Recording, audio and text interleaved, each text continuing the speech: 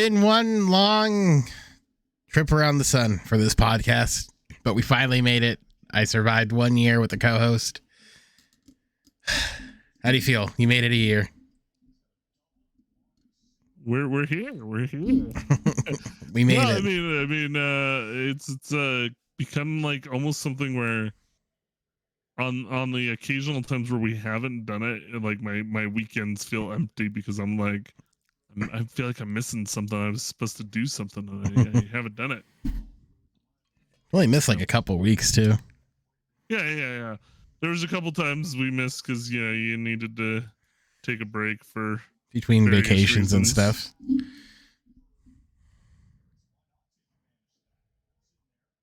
Or I was out of town. Yeah, various things. But we made it 1 year, and we get a new title. Not really. It's just more of moving letters around because the name's too long. So now the new title will be Coffee with Bryce and Spects. So it's a lot shorter. Same monogram, still coffee shop conversation. It's just we removed the back half. I guess it acknowledges that I'm no longer just like there visiting all the time, but I'm just actually co-hosting. Congratulations, you got the end. How do you feel? No longer a with. No longer. You didn't even get a with. You had a featured. I don't know. Is that worse or better? Was there ever a time where the SVP on ESPN Radio? Was there ever a time when the SVP show was Scott Van Pelt featuring Ryan Russillo, or was it always with Ryan Russillo? Because I know at one point it did become the Scott Van Pelt it was the Scott Van Pelt and Ryan Russillo show, like towards the end. I think it was SB. It was just Scott Van Pelt and Ryan Russillo. I don't think it necessarily had a with. No, there was one point where it was the Scott Van Pelt show with Ryan Russillo. Oh, and then I think as they started to getting ready to promote, SVP to SportsCenter, they were like, well, we should probably.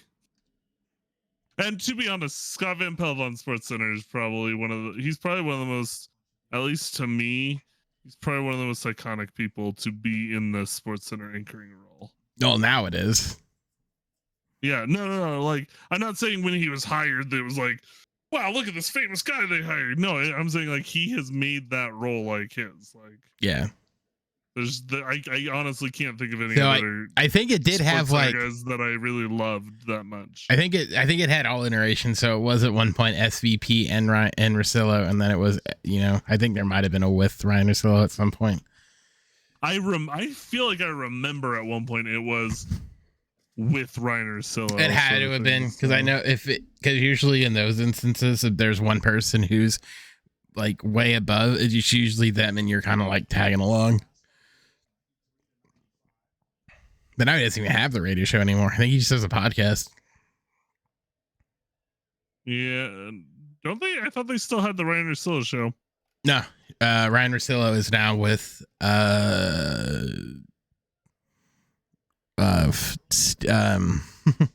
what's his face's network? The Boston guy. I can't think of his name. Bill Simmons podcasting network or whatever. Interesting. I forget what it's called. Whatever his thing is. The Ringer. Yeah, you're right.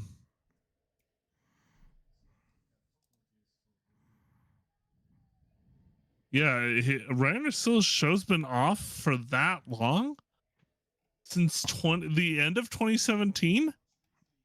I think once SVP left, he kind of just went into podcasting. I don't know when he left ESPN. No. That was like, it was a couple of years that he did without. Oh, was it? I think he was gone that long.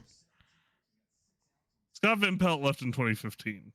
And then they had Danny Cannell. Mm. Yeah, there's a lot. Yeah, no, Scott Van Pelt left in 2015. I remember. Yeah, Scott Van Pelt. Scott Van Pelt. In 2014, that was like all I listened to. If SVP was on, like, yeah. Anyways. So, Yeah, it doesn't show like. So when you look it up on Wikipedia,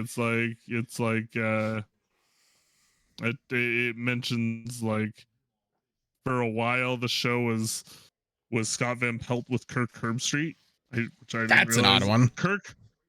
Here's who Scott Van Pelt originally did his show with: Scott Van Pelt with Kirk Herbstreit, Michelle Tafoya, and Mike Tirico. That's a show. And then after and then in 2009 or by 2009, Herbstreit and Tafoya and Tirico left, and then Rusilla joined in 2009, and that was like the dream team, to be honest. I love Ryan Rusilla's. No, Rusilla was good. He was good. Rusilla was never like, at least to me, was never quite SVP level. But I kind of help people think of like me and you. They're like, Bryce is good. He's just shot Specs. I think anyone thought that. Okay. No, but no. Anyways, so I honestly can't find SVP radio show name history. Like, I'm trying to see if there's like a list of like, it was the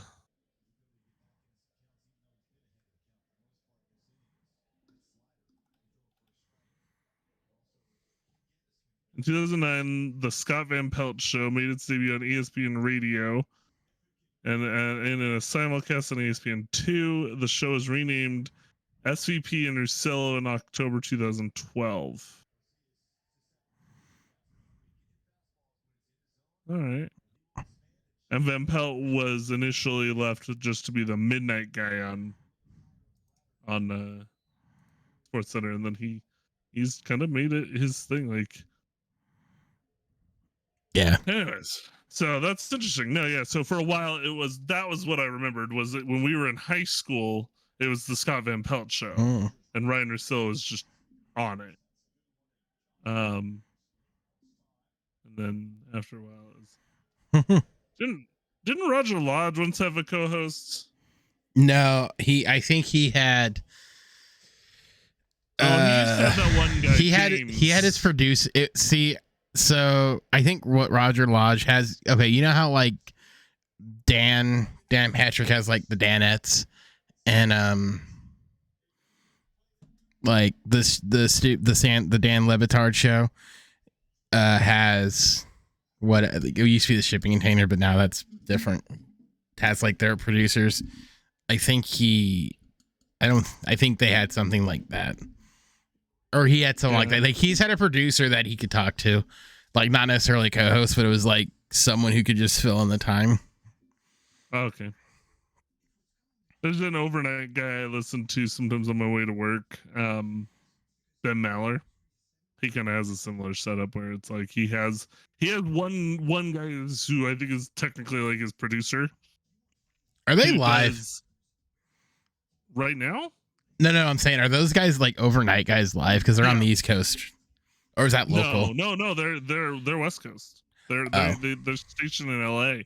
He's an avid Clippers fan too. That's why. What did you say his name was? Ben Mallard?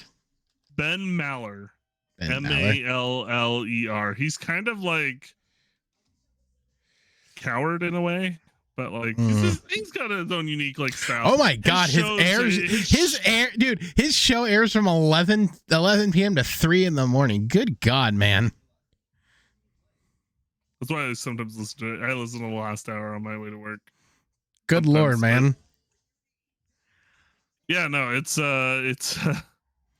quit the time slot. But he's good. He has a unique style. He's definitely not like, he's not sitting there to tell you like crazy sports takes. He's more like a comedian type sports. Yeah, like I said, kind of like a Coward thing. He says stuff just to get people going, and then he has like interesting overnight callers, so that way they. I know. That's gotta be the whole thing. Is if your show is from like 2 a.m. to 6 in the morning. Like you have to be. He doesn't take the callers and then go, "Oh, well, that was weird." No, he's nah, like, you have to be that such guy. And such is joining us. Okay, yeah, let's have fun with this. Oh no, you have to, especially if you're doing like those overnight shows where it's like, because on the it looks like it's coast to coast. So his on the East Coast is like 2 a.m. to 6. Yeah. So you're getting people who are either like going into work for that last hour or like, I guess like you. But yep. Hey, whatever works. Interesting. Yeah, no, it's quite the time slot, but luckily we just do these on Friday nights. God, this guy recording them. Man, this guy has always had sort of like a weird time slot. This dude had from September to like the first of the year, he had a 6-hour show from 1 p.m. to 7 p.m. on Sundays. That sounds like hell. Yeah. And now you couldn't get me to produce this show. Yeah, and now he's 2 a.m. to 6 a.m. But it looks like he's stationed in the Midwest. Yeah, no, he's no, I thought he was stationed in LA. I was pretty sure, but I don't know. Stationed. I'm pretty sure he's mentioned he's stationed. Oh, maybe he is. Yeah, the network studios in Los Angeles, California. Oh, so he's at Fox. Okay, so he's at the Fox. I know. Okay. Big Ben Maller. Yeah, if you ever listen to, I'm never up that late. Not anymore. Fox Sports Radio. No, even when I would have been listening to that, like the middle of his show, like would have been like when I was at Disneyland, and that would have been like 2016, 2017. And I didn't even listen to the radio, I just listened to music on my drives home.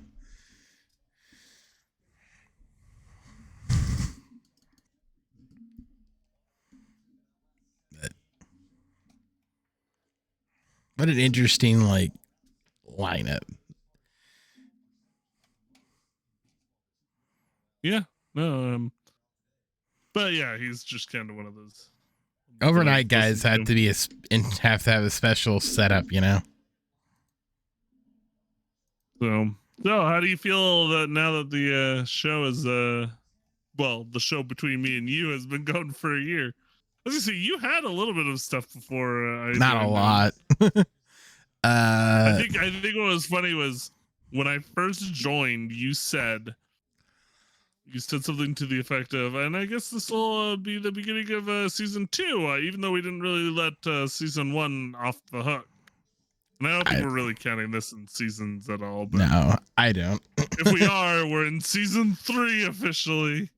I'm trying to. What plot twists are coming this year? I'm trying to just look. When it comes to like my stuff, I don't even know where my stuff is. Son of a gun. Hang on. I have to rechange the title. Son of a bitch. I don't remember the exact number of episodes that we've done.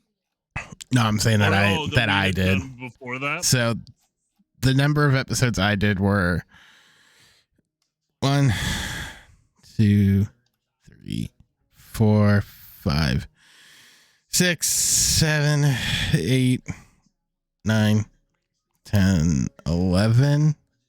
I did 11. I did 11 shows by myself with rotating guests, and a lot of those were just longer conversations that I split into 2 episodes that were like 2 hours.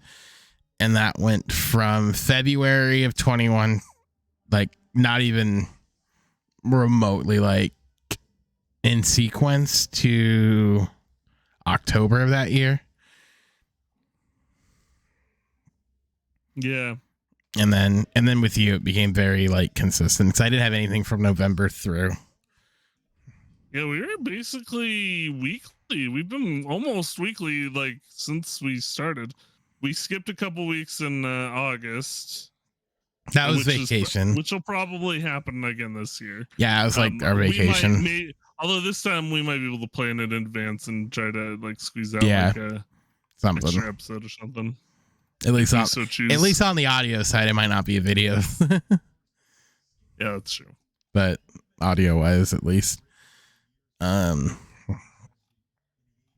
I think it was a decent year. I think one thing maybe get some more guests, but I don't know. Like I mean, we've been working on that more recently. Like we started by not getting guests for a long time, and then recently we've been, we got CJ and we got Scott in at one point. We'll probably get him in towards the end of summer closer, when football starts coming back, and maybe if the Lakers make it towards the finals, we can bring him in because he's been watching. He's a LeBron fan, so I've noticed.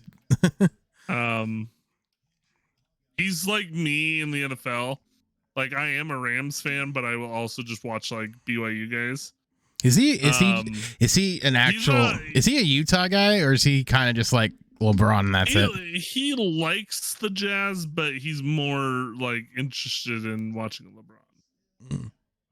Which, LeBron's an once in a lifetime talent to watch, so why not? I mean, I don't like him, but you don't like LeBron? I say I don't like him, but look, I don't like anybody who has to say I am the greatest who has ever played. That rubs me wrong every time he goes, I think I'm the greatest who's ever played. I've had this conversation with CJ actually, where it's sort of like if you were to ask like LA people who they like more, is it LeBron or Kobe? And I'm like, it will always be Kobe, because Kobe, the one thing that, and I've said this, I don't think I said it to you, but I've said it like to others, where it's like LeBron does things publicly, whereas Kobe did a lot of stuff privately, and you never knew what he was doing until he released it. LeBron doesn't do that. And I think there's such a paradigm where it's like the smart ones do things in the dark without you knowing, and then just spring it upon you. Yeah. And then there's the others who are so out in the open with everything that it's like, wait, what are you trying to do? Yeah. Look, I won't let my judgment of LeBron cloud the fact that he is. I will say this, and I say the same thing about Tom Brady, and people don't. It does rub people the wrong way the way I say this. Okay. But I think that LeBron has had the greatest NBA career of all time, bar none. Is he the greatest of all time? I think that can be debated. What can't be debated is LeBron has had the greatest career of all time. Doesn't it sort of come back to what sort of like what I think I said this, I might have said this to Tim, but it was like LeBron James, where it's like you can have the argument that, oh, Tom Brady's the best modern day quarterback, but is he the best quarterback ever? I don't know. I think that's more of a judgment thing, but like Tom Brady's very like top 3. No, yeah, and that's what I'm saying.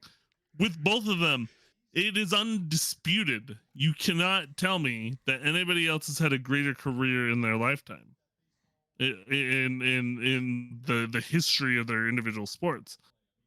Mm-hmm. But are they the greatest to ever play the game? I think that is debatable. Yeah. I think you could make cases in the NBA for several players. LeBron being one of them, Michael Jordan being one of them. I think those are the two I would probably take the most seriously. Mm-hmm. But if you were to try to convince me, Kareem, Magic, Karl Malone, even Tim Duncan, there's some players. Yes, Karl Malone. He's had a squeaky clean off the court. Well, no.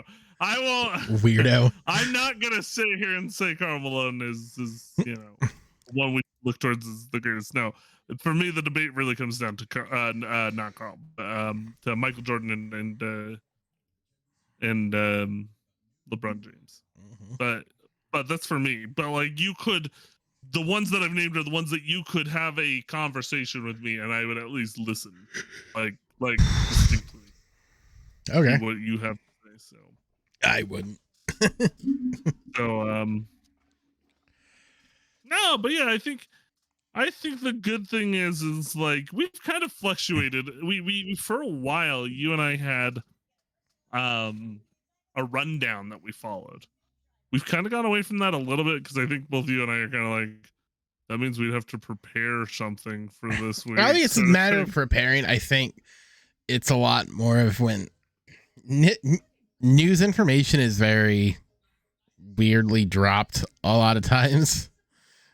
Yeah. So I think I'll try to get back into that so that way we can be more planned. But I do think what it did help us to do, because like even now that we aren't following one, I think it got us into the practice of not being like, for a while, I think we would have these conversations where we would just sit and talk and talk and talk and talk.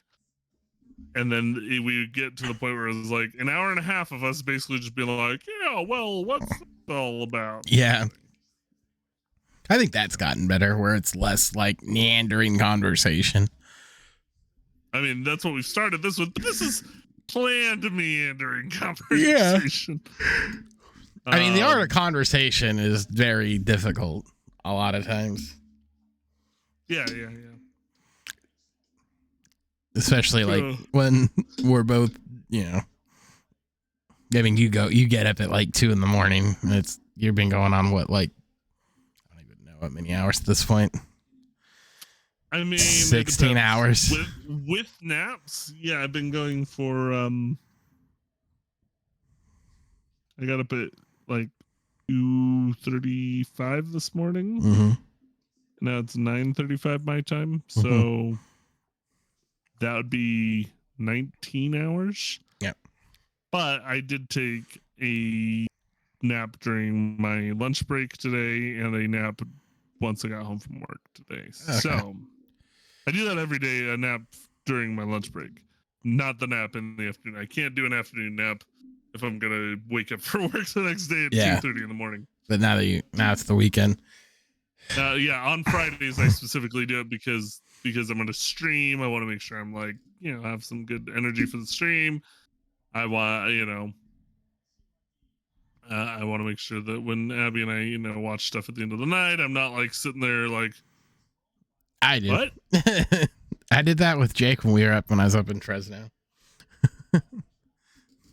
So falling asleep and he's throwing crap at me.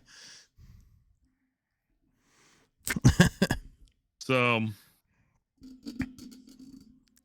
I want to nip this in the bud here. I don't hate Terraria. I dislike it. Okay. I want that out there, that I'm not like some Terraria hater. It only bored me and put me to sleep once. Okay, twice. I mean, I like Valheim. I don't understand. I think it's because you. Well, look here. I will say this: Valheim is a great game. Valheim right now is my jam. But I will say this: Terraria, I put so many hours into.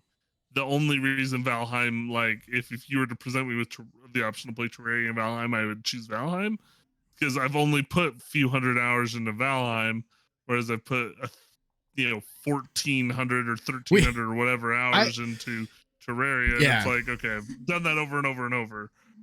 Valheim, it's like there's so much stuff I still haven't experienced. Where I've beaten the game once with friends, I still haven't experienced certain things in the game because there's certain things you just don't experience as you beat it the first time.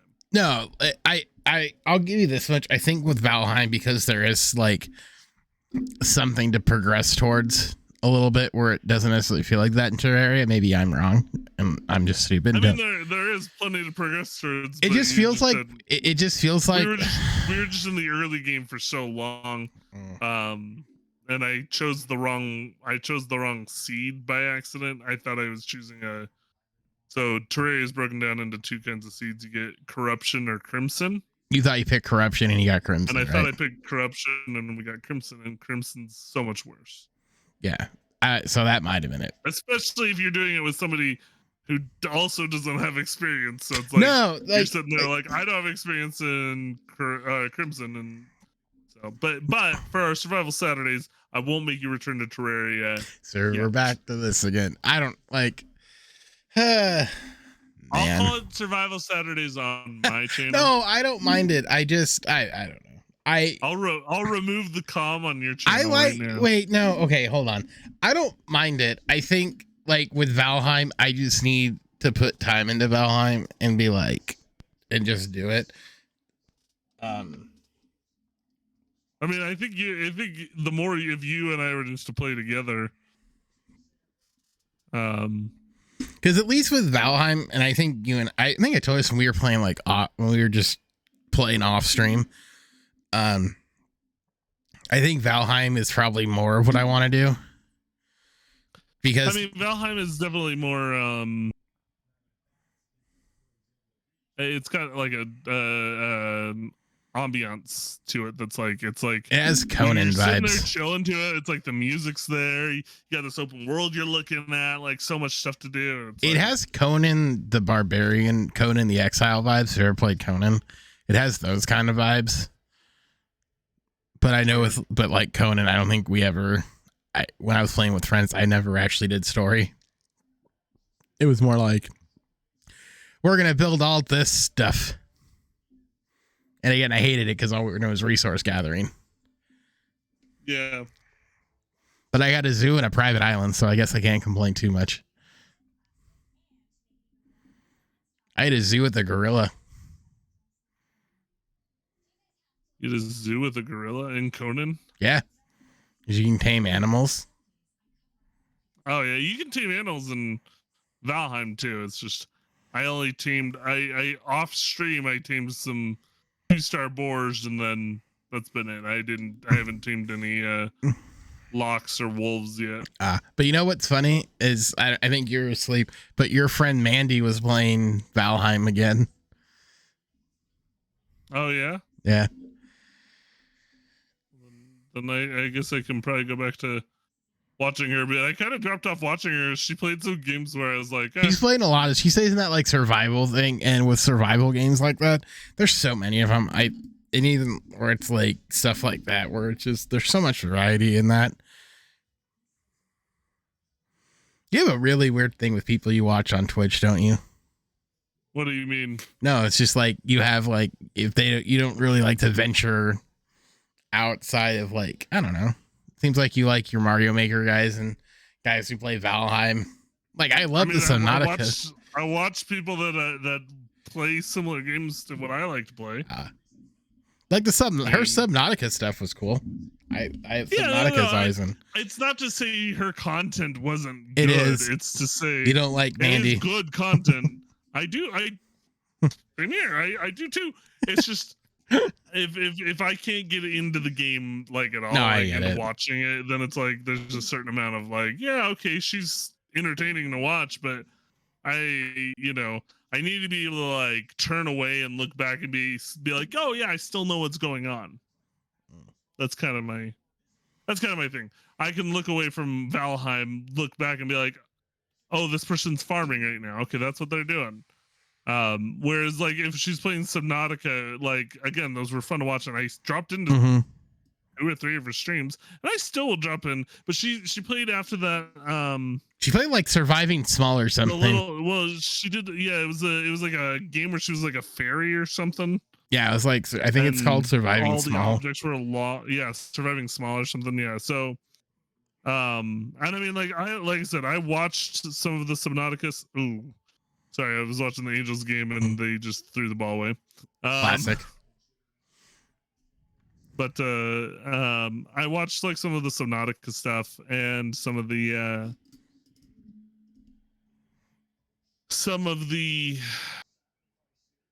what was I gonna say?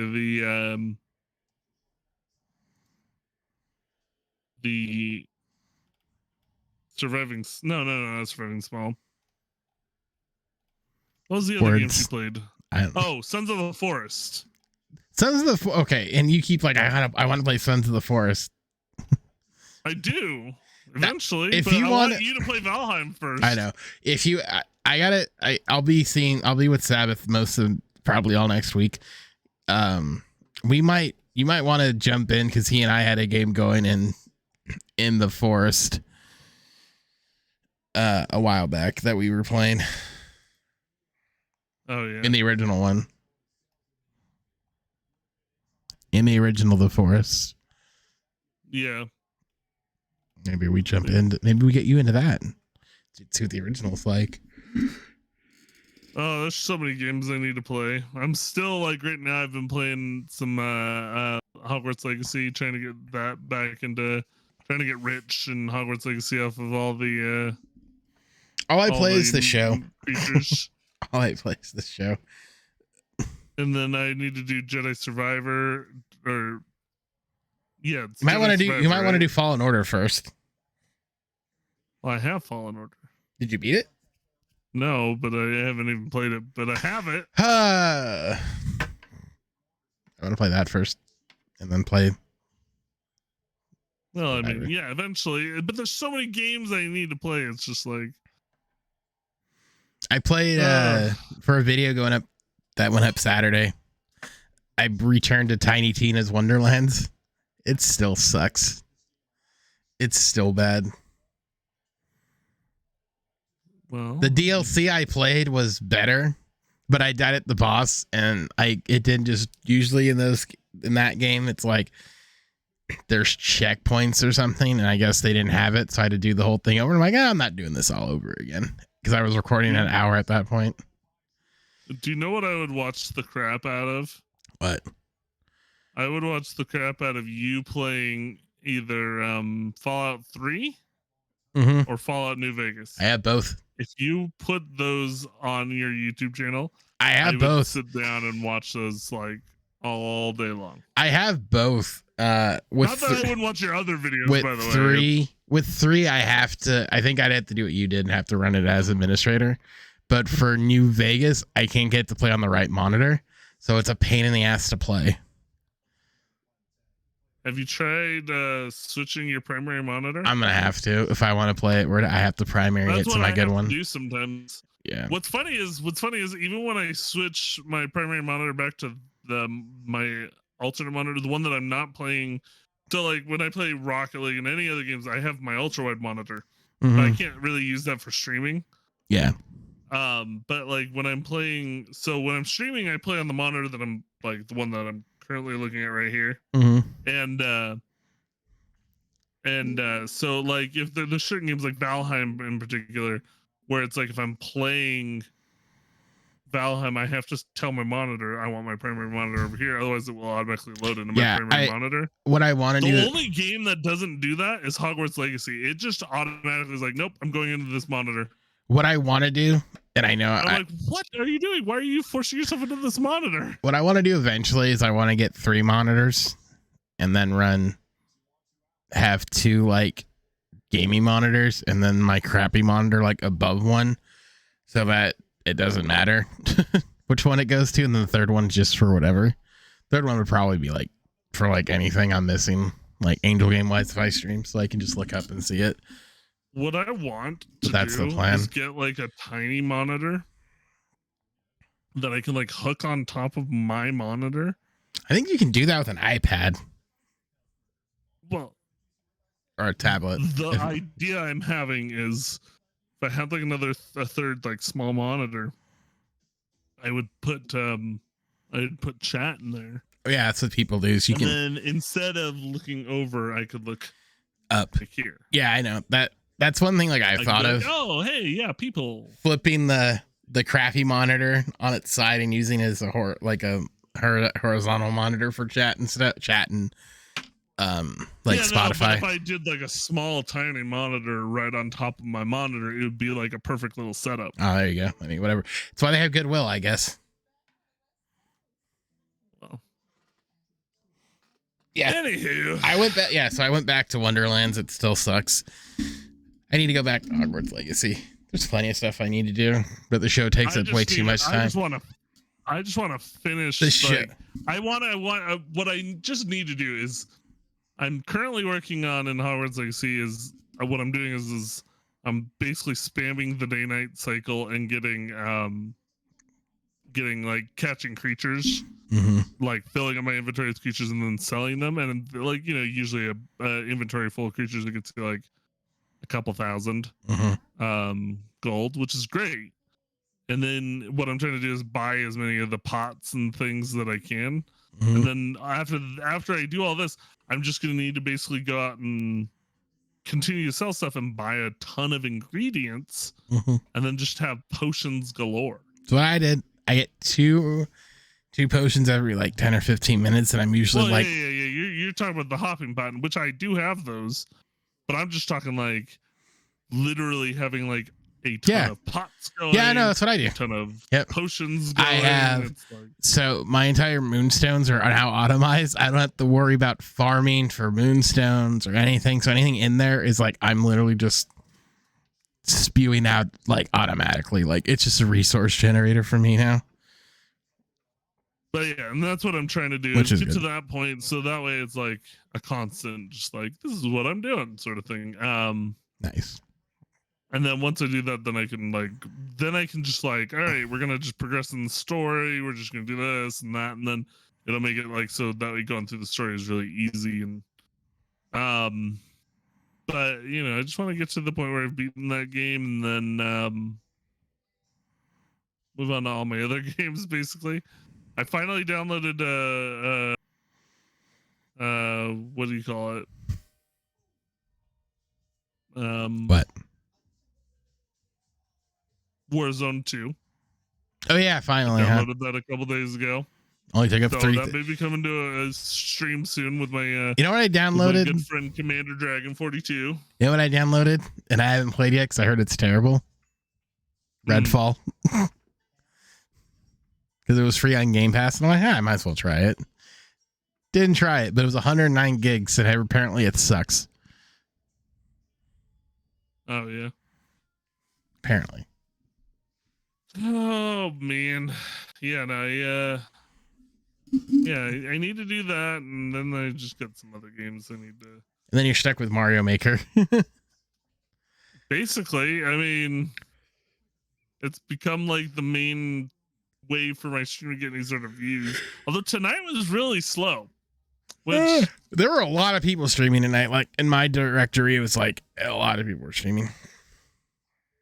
Yeah, and that was probably what I was running into. Is just had a few people that were drawn away from me, which happens. Or the momentum slowing down finally.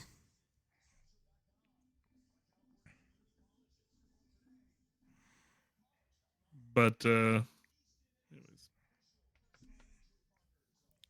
So which happens. But you've streamed a couple times recently ish. I guess. You do like the occasional like Sunday now. That's I think you did like 2 Sundays in a row, and then like because I would do Saturdays, but I don't want to go. I don't want to like. I don't want to be against you. Well, I mean, if necessarily, if we time it out, one of us can raid the other. No, I know. I think the last time I streamed was almost 2 weeks ago again. So, hey, we're doing fantastic. I mean, you did tell everybody to give you to May, right? Yeah, I know. Maybe I'll come back for like a Tuesday stream or something. No, nobody. I mean, I'm not gonna sit here and pressure you because that's not me. That ain't me. The only thing I'll pressure you to do is not to totally give up. We'll see if I can get what I need to get done in the morning. Maybe I can squeeze in a short, like 2-hour stream. Hey, I mean, if I can work a full-time job, I couldn't. 2 kids. No, it's just a matter of like.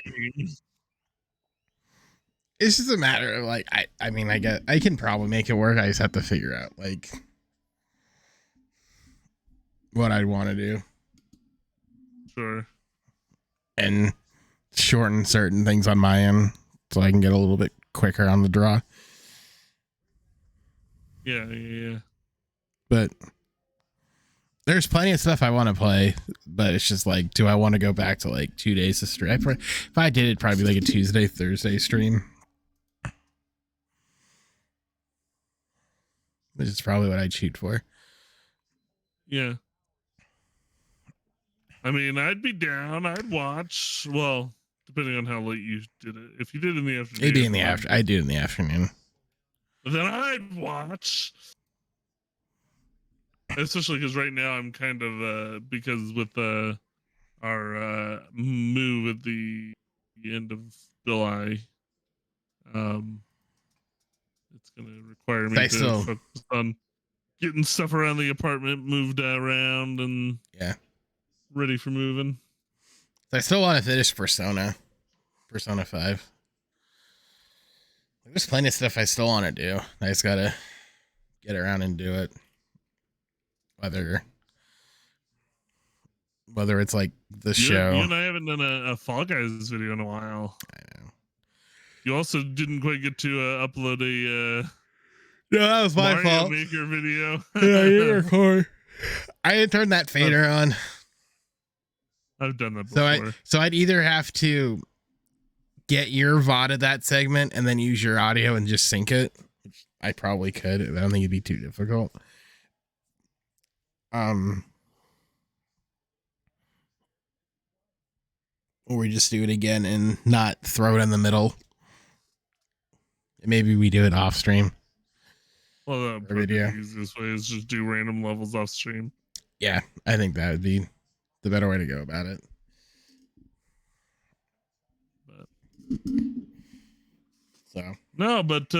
So I think we've kind of gotten a lot of video game talk in. How about the Angels? I'm just kidding. They swept the Cardinals. The Cardinals are. What did I see? Hold on. I want to read. Good, but I want to read. I think something. They're also not the Athletics, so. They're pretty dang close. Well, but their roster isn't just stacked with. It's not like minor leaguers like the A's. I want to read. I just want to read this stat that Bleacher Report walk-off did. 7 straight losses for the Cardinals. They have the worst record in the National League. Which is funny because I felt like at the beginning of the year, everybody was talking about them as possible contenders. Am I wrong?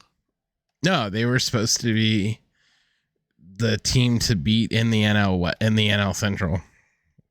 What happened? Their pitching is terrible. Absolutely. Oh, I feel that. Horrific. Like, it makes the Angels look good. It's so bad. Hey, the Angels just scored a run. It's really not good. Mike Trout just scored. Just got an RBI single. So. And another fun stat from Barstool Baseball: the Cardinals held a 23-10 and own the worst record in the National League. They were never 13 games under 500 at any point during Yadier Molina's career. So because Yadi's gone? Is the like Yadi left and they were like, oh, the heart of our team is gone. I don't know. And then at the same time, Pujols retired, so they were like, oh, all the major people from our franchise are done. I think part of it too is, I mean, I caught, so I sort of understand this to a certain degree. When you have someone back there who garners respect and can kind of like quarterback from that spot, it makes all the difference in the world. And when you don't have someone to fill that role, kind of like they have, where it's like Wilson Contreras, who I don't think's he's a good catcher, but he's no Yachty. And these guys have been like, trusted Yachty for years and years. Like at this point, like, it's hard, especially when, like I said, a guy that whatever he called, they're comfortable with. And that can do it to something. I can't speak for their offense, but I know on the pitching side, like, I'm sure that has something to do with it. Yeah. So, but I guess to be fair to the Angels, you have your team is beating the Angels are beating teams that they should be beating. Yeah, but they're not beating. They can beat the teams they need to beat, but at a certain point, you got to start beating the teams that are challenging. Yeah, no, I get that. But when things got bad last year, we were losing to teams we should have been beating. Yeah, I mean, the glass half full sort of thing is, if they lose the game tonight, it's like, okay, take the next two. You know, like win the series. And I know a lot of it has to do with like guys being rested and stuff, and all, you know, other issues where it's just, you know, there's not a lot of like, you know, solidification really in the infield, because like there's still, I don't think the infield's going to be back to like normal until March comes in. And that's probably not for another couple of weeks, unfortunately. But once he's back in there and you get Drury kind of back into second and not bouncing in between two spots, that'll help. What's interesting to me is the bullpen has quietly, other than Loop, has quietly gotten better. I think a lot of they're not great, and maybe it's just the level of competition. I want to. There was something interesting that like I keep keeps sort of getting brought up, and that's Perry's involvement to a certain degree, and I think it's starting to wear thin on guys. I did hear about this. So Nevin basically was like, "Hey Perry, you can't be constantly micromanaging me." I'm gonna find the exact thing. Hang on.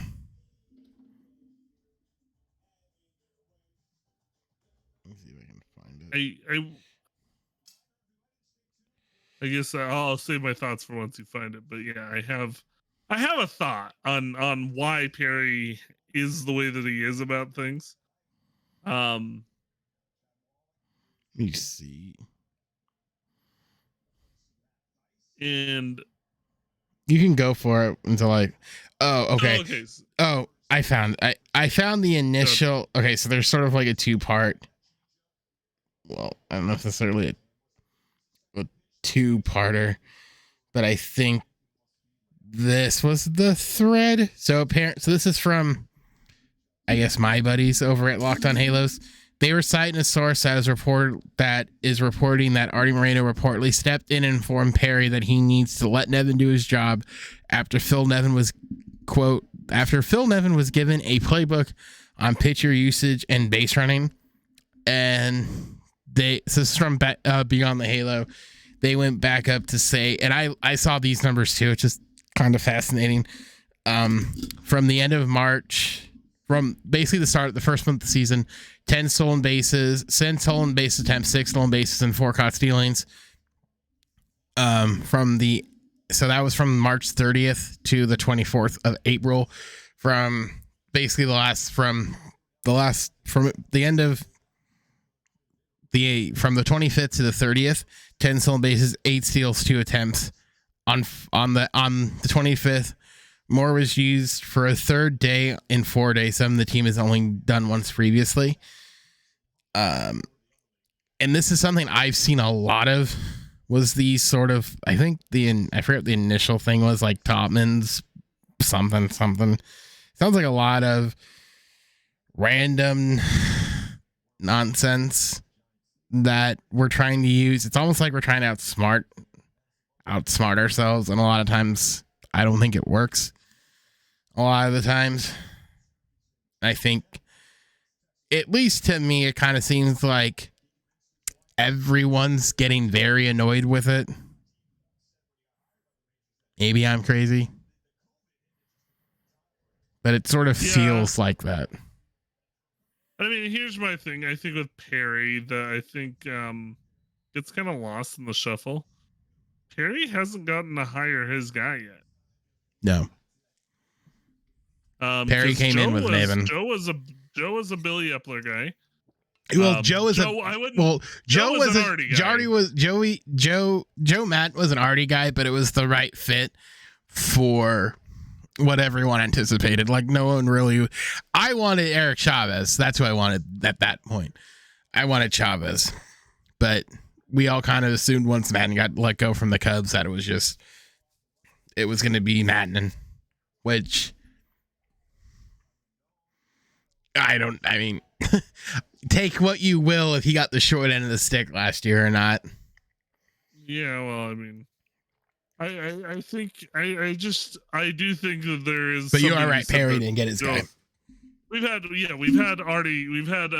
had our discussion on like Joe Madden maybe not being as like he's a good manager for certain situations The and short certain si- the, kinds of teams you set him up with. yeah, But the if you short don't the set him up short with exactly what he needs, the short then he's not as yeah, good of a manager. the short very short version is his shit gets old very fast and players very much don't like it after a while. Yeah, exactly. And I don't know how long that is. But so yeah, my point of like Perry hasn't gotten to hire his own guy. I think Perry would hire a guy much similar to the situation with Dipoto and Service in Seattle. Yeah, but I Like, hate the difference is I Dipoto don't. Yeah, well, but the difference sure. between like a service and Dipoto situation is everyone's aware that Service is just the mouthpiece for Dipoto. Like Service has no actual No, exactly. Service is a puppet.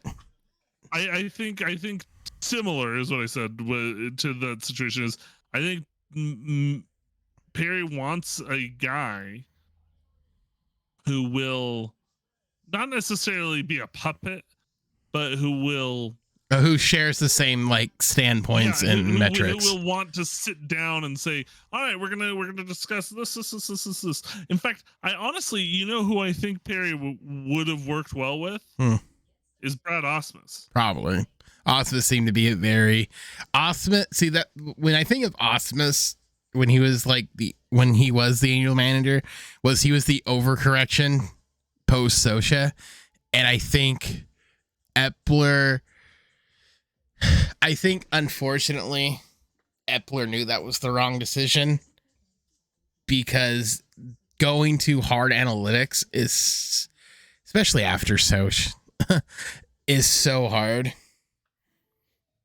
that Osmus was too far analytically that I think if Joe had taken over at that point and had that year and then got he made it through last year or he got fired and then Osmus took over, I think that would have been way smoother than what we're in now, because now you went from extreme analytics to a guy who probably doesn't use analytics to Phil Nevin, who kind of is open analytics, but at the end of the day doesn't want to get micromanaged by some math nerd. I'm paraphrasing and only assuming that's what he kind of wants. He sort of wants to be able to like make the field decision, information, and then be able to make the decision. Probably, so, I think that's where you need to go. Whereas that's what Nevin wants, but what I think Perry wants is I'm gonna give you not just the information but the conclusion. Yeah, instead of saying like here's the information, do what you will with it. It's like here's what he's interpreting the data instead of presenting the data. And having somebody else do the interpretation for you. But here's my thing. Whenever I see like general managers discussed by Angels fans, especially on Facebook, it always bugs me. I feel like it's worse than Twitter. Well, it's like we always sit here and we're like, oh, it's the general manager's fault. They put together the team. No, look, here's the thing. Since Dipoto left, and I know you don't love Dipoto. I hate what Dipoto did to the team. I think Dipoto left a team gutted and a minor league system in shambles and walked away scot-free when things got tough and already sided with a guy who'd been there 17 years instead of a guy who'd been there 2 or 3.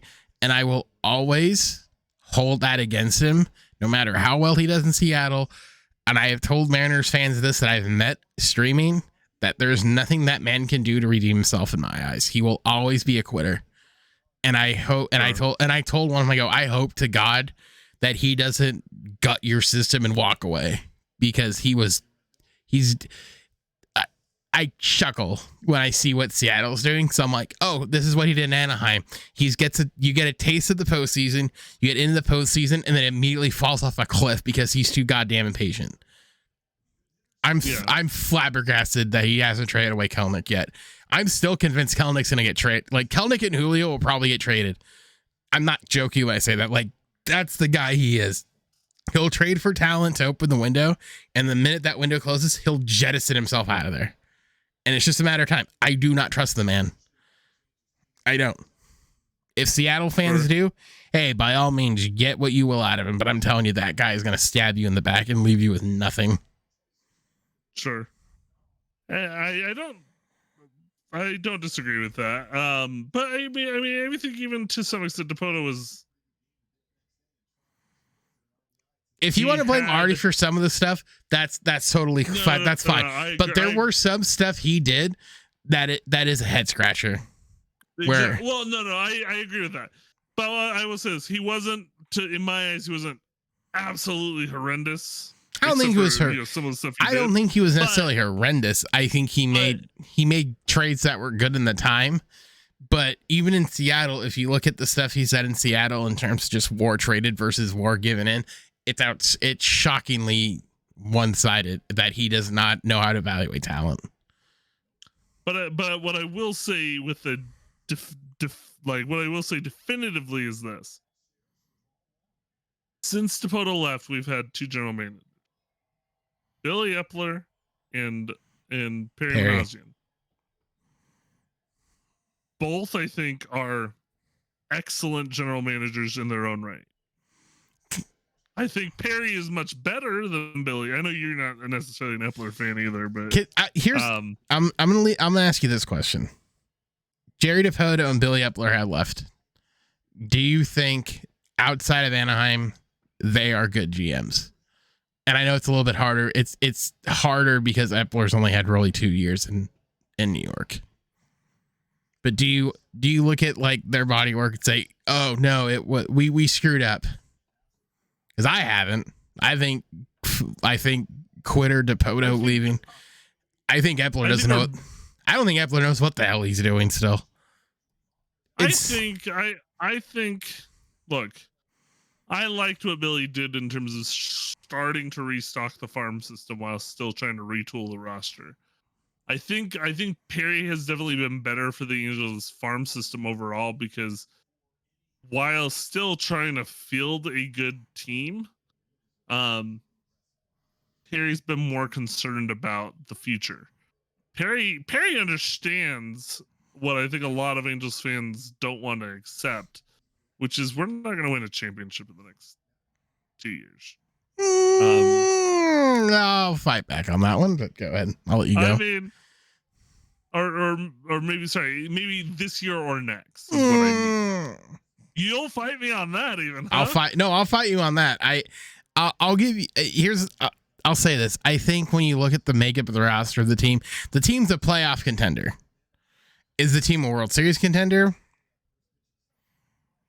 I don't think that necessarily matters. I think just get into I think there's probably, if I had to tell you right now, I would say the number of teams that are World Series contenders, there's 3, maybe 4. The Dodgers, the Rays, and the Braves. Sure. Those are World Series contenders. I mean, I guess I can say. And I guess the Astros to a certain degree. I can say if there is a deal to be made out there before the what's it called? The deadline. The deadline. Then maybe the Angels can shore it up and try to make a run at things. I think that's what you'll see. I think that's what you'll see is if they're in contention, they will make some trades to bolster the pen. But I guess I go to what your thing was, which was they're not like an automatic World Series contender in the next 2 years or so. They don't need to be. No, sure. But what he's understanding is given the right moves, he can set up a team that in 5 years is a World Series contender. See what the problem is? You don't get that luxury when Shohei Ohtani's free agency is a countdown to clock to 0. I get that. But I want, even if it means he has to sacrifice his time as the Angels general manager, I want a guy who's looking more to the overall health of the team. No, that's what you have to do. This year's team. No, you have to do that. That's what I really like about Perry. That's why I bought into Perry so much. Is his look at what we've got in terms of our youth. No, I don't disagree. Logan O'Hoppe, based on I agree, albeit a small sample size, seems like he could definitely be the catcher No, of the future. I don't disagree. I think Perry Zach Neto is looking like maybe even the shortstop of now and the future. I think Perry's the closest thing to Bill Stoneman, and more of an aggressive Bill Stoneman, where he's not just going to hoard onto his prospects like diamonds. But yeah, I think that's the brand that they need. Is like Perry has to be the guy going to already being like, look what they have down the freeway from us. They compete every year, sign big guys, and they still compete. Why? They get out from under bad contracts and restore the farm system. I think that's what Perry's going to do, but it's just a matter but like I said, the biggest problem is none of them have a ticking time bomb in Shohei Ohtani.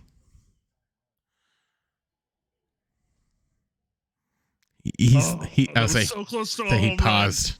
Was it an out? Oh, it wasn't out, but it's 4-3 now, and we've got a man, and we got Wallach on second. I thought it was this far from being out. I mean, I need to see what the replay shows because it looked really cool. Hold on, let me pull this up really quick. Let me see. Oh yeah, just hit the middle of the wall.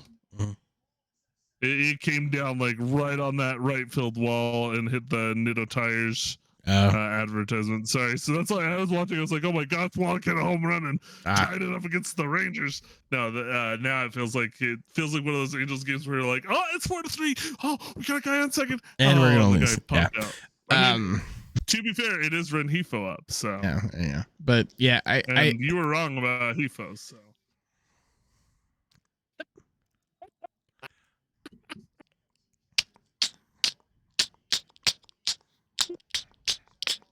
I don't think I was as wrong. I don't think I was wrong as you think.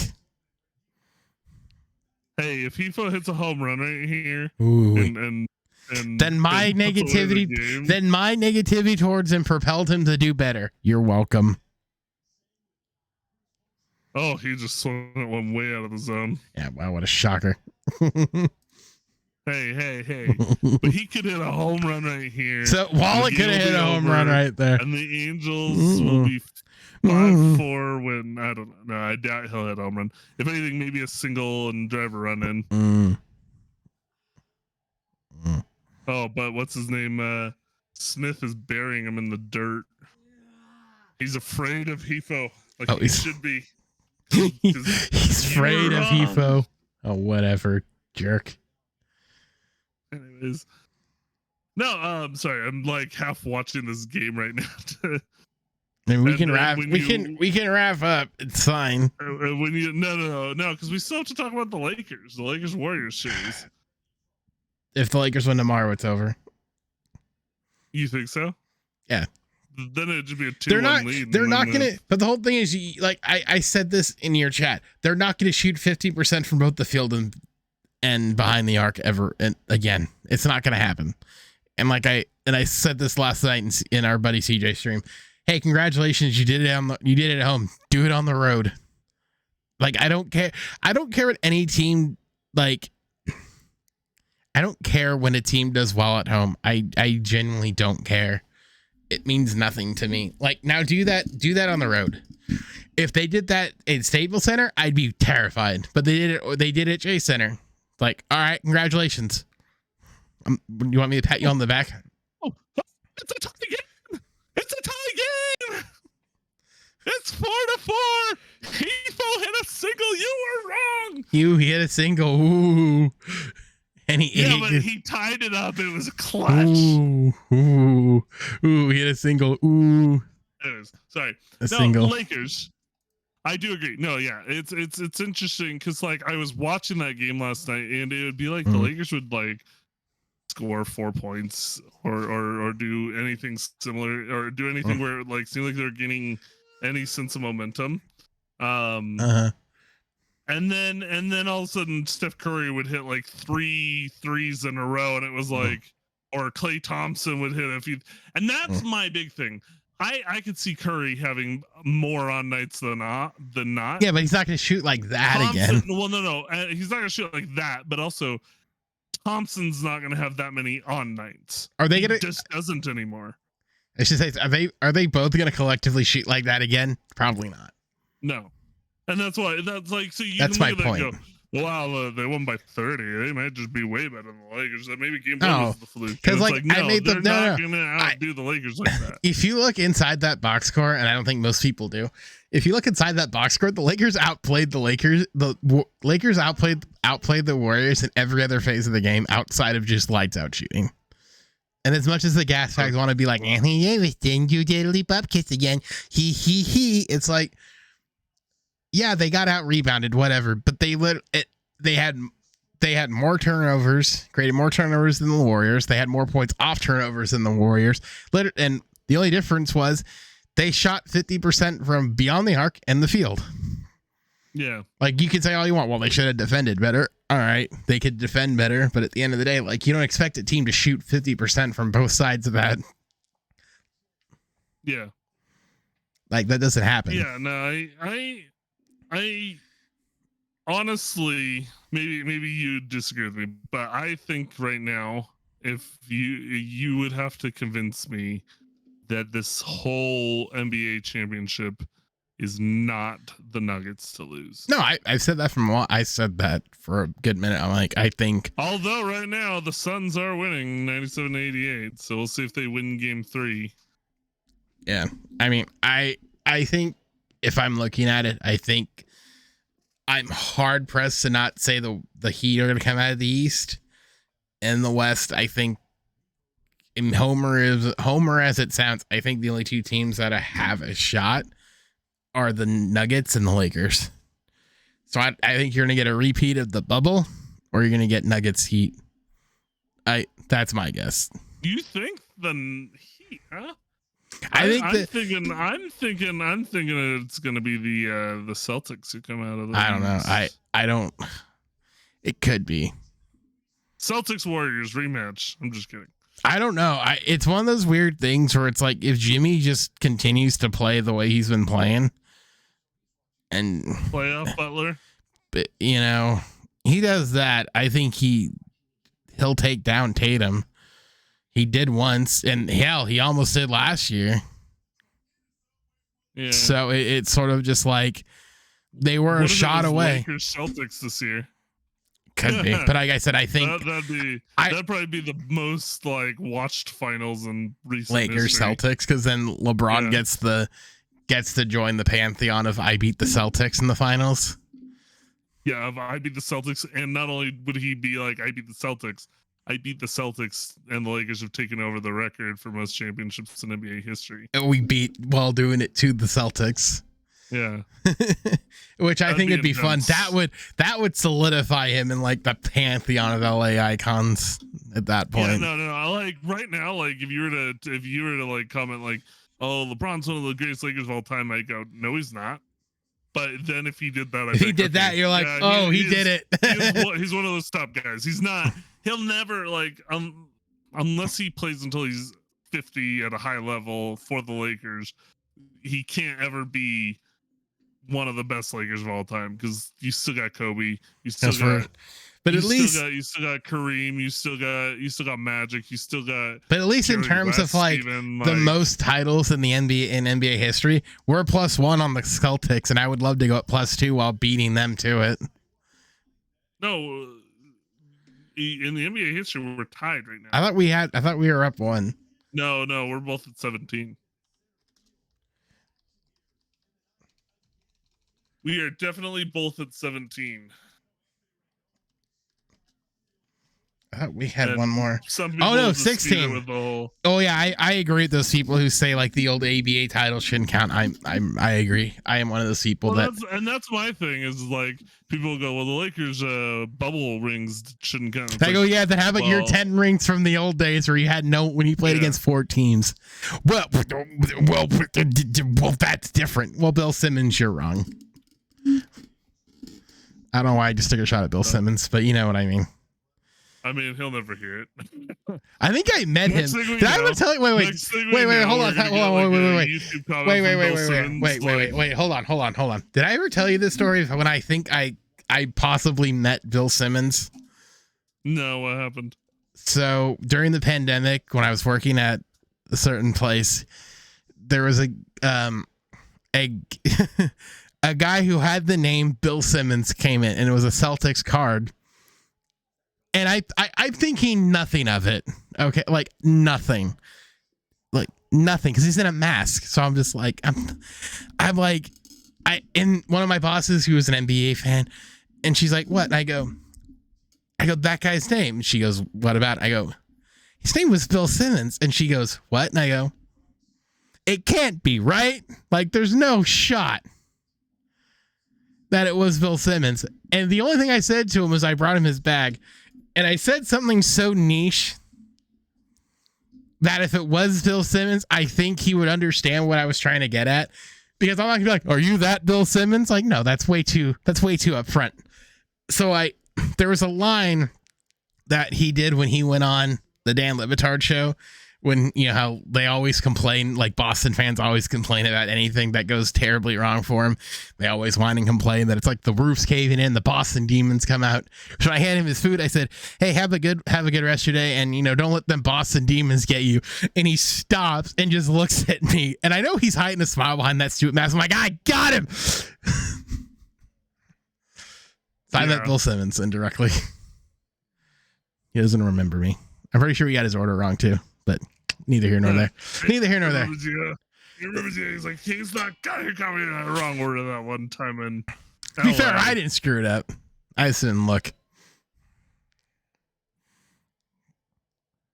Oh, so Lakers for 2023 title. I'm just kidding. No, I would not call that. If you had to force me to predict, I'd say Nuggets 2023. I agree. Win their first title ever. Jokic finally gets his ring. Hey, CJ, honestly, be happy. Honestly, look. Out of the remaining teams, the only team I don't want to see win a title right now is Boston. I don't want to see Boston or Miami, but those Miami's for a very different reason.